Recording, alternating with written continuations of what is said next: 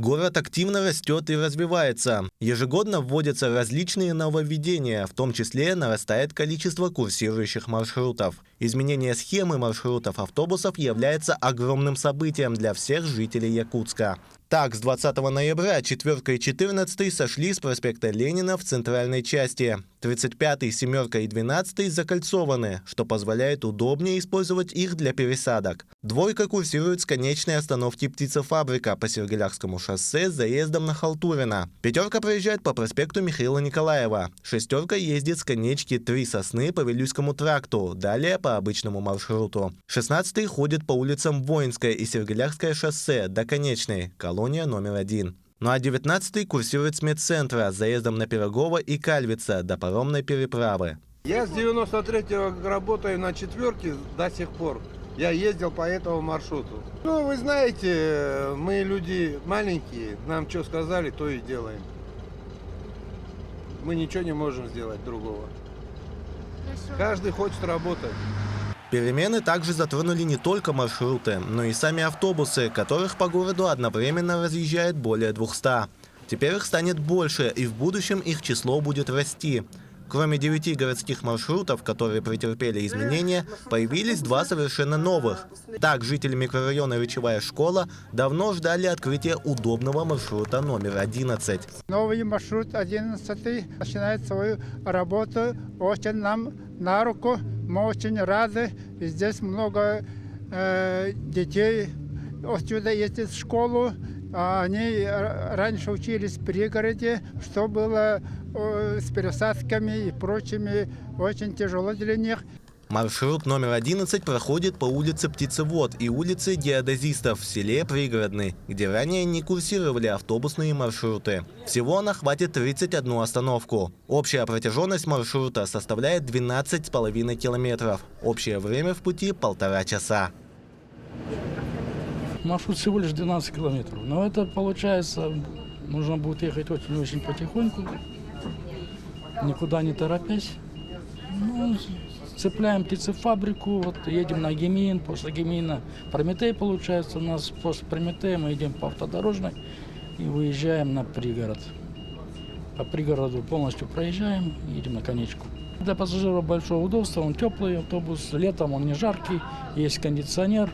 Автобусы маршрута номер 11 будут двигаться с 2 конечных остановок – Речевая школа и улица Геодезистов в селе Пригородный. Он будет работать с интервалом в 2 часа с 7 утра. В течение дня они выполняют 18 рейсов. Пока курсируют только 2 автобуса, однако их количество планируют нарастить до 6. Также в следующем году будет поднят вопрос об установке теплой остановки в микрорайоне Речевая школа. Обязательно теплую остановку в планах 2025 года мы установим. На данный момент мы установили уже около 50 теплых остановок. Сегодня работает теплых остановок муниципальных 45 штук. Мы обязательно будем добиваться того, чтобы их количество увеличилось, поскольку в наших климатических условиях теплая остановка является такой же неотъемлемой частью дорожно-транспортной инфраструктуры, как и этот автобус. Еще одним новым маршрутом стал 12-й, который закольцован с конечной остановкой 2-я дамба. Отчасти на смежных путях он заменяет 25-й и 15-й, которые сняли с маршрутов. Планировалось, что это позволит сократить время в пути и уменьшить количество пересадок. Думаю, это немного неудобно будет для людей. А то порой человек может не узнать, что схема автобуса поменялась. Как будто слишком долго будет сюда ездить. И удобно, и неудобно. Ну, часто меняют маршруты, вот они. Вот сейчас не знаю, как 18-й ходит или по автодорожке, или по Череншевке. Вот приехала сюда, вот, на Прометей, чтобы уехать на 18-м на Речевую школу. Пока не знаю. Пока вот появится, тогда и посмотрим. Так, уверен, что, наверное, будет лучше. Ага. Для некоторых будет неудобно, ну, скорее всего, даже большинству. Но я думаю, что это все равно пойдет на пользу, типа. Нормально. Я, в принципе, неприхотливый человек. На данный момент маршрут проходит тестовые испытания по выбору конечной остановки в связи с поступившими отзывами. Сейчас такая ситуация сложилась на 12-м маршруте. Изначально сделали схему на конечную остановку 12-го маршрута в обе стороны, первая Борисовка. Но когда людям отдали эту схему, стало очень много поступать предложений, чтобы ее поставили на второй дамбе. Но как только он туда пошел, с этой дамбы, у нас просто стало очень много жалоб, почему мы там вообще оказались. То есть и получилось первая Борисовка и вторая дамба. Вот это вот у них сейчас вот между собой вот эти идут недовольства. В целом, изменения схем движения произведены для того, чтобы разгрузить центр и дать доступность общественного транспорта окраинам, а также сбалансировать перегруженные и недогруженные автобусы. Для упрощения понимания новой схемы предусмотрено внедрение современных технологий. Кроме того, теперь конкурсы на маршруты будут проводиться укрупненными лотами. В рамках новых контрактов по пассажирским перевозкам разделили маршруты по лотам, то есть по 3 маршрута в лот. Всего будет 5 лотов. В лоте будет рентабельный маршрут, типа маршрутов 20, 4, 35 и так далее. Да. Менее рентабельный маршрут, то есть более средний, с исполнением по пассажирским перевозкам на текущий момент около 80-90%.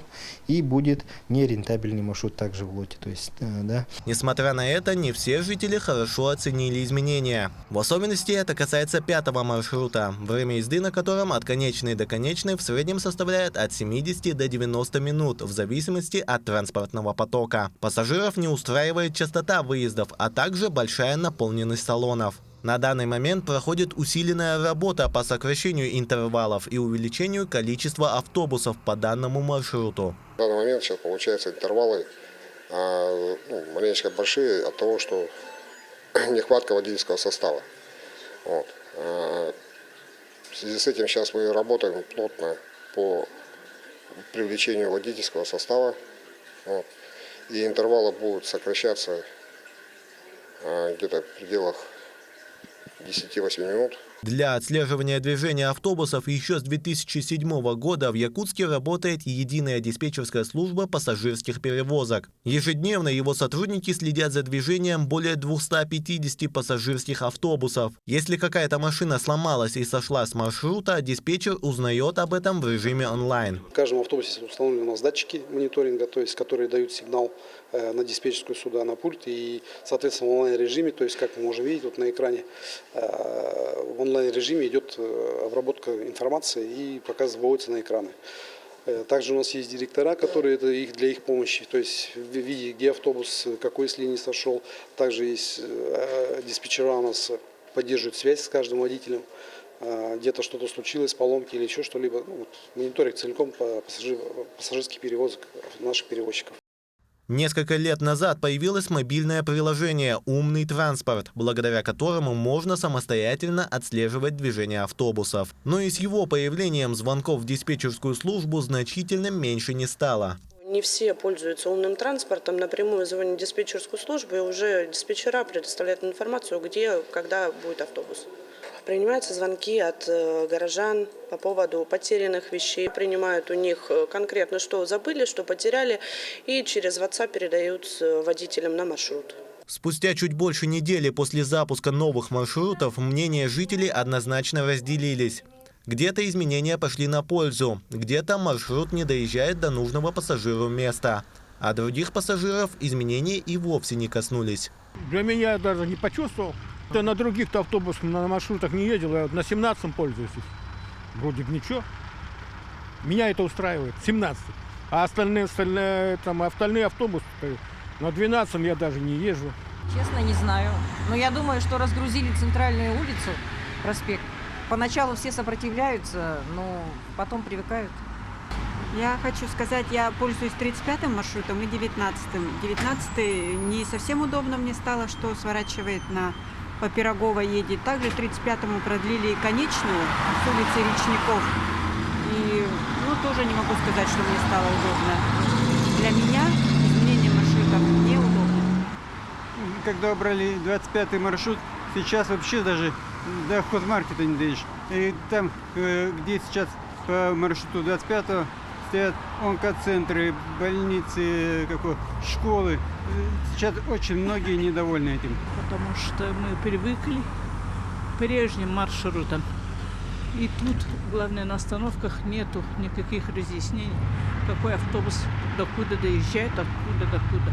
И мы часто путаемся. Мне не очень лично нравится.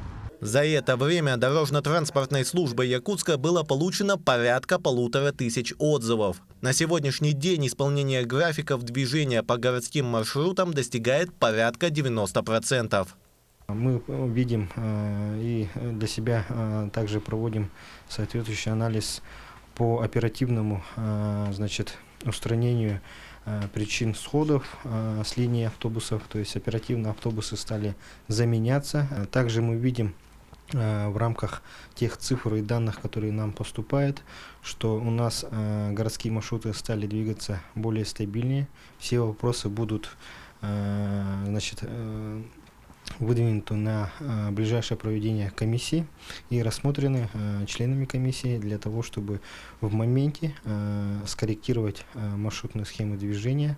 В дальнейшем работа по улучшению транспортной логистики будет продолжена. Так, в следующем году в рамках автобусной реформы планируется увеличить количество водителей. Администрацией города будут разработаны программы для их поддержки, от предоставления жилья до повышения квалификации. По плану до 2027 года после реформы появятся транспортные хабы и билеты с пересадкой.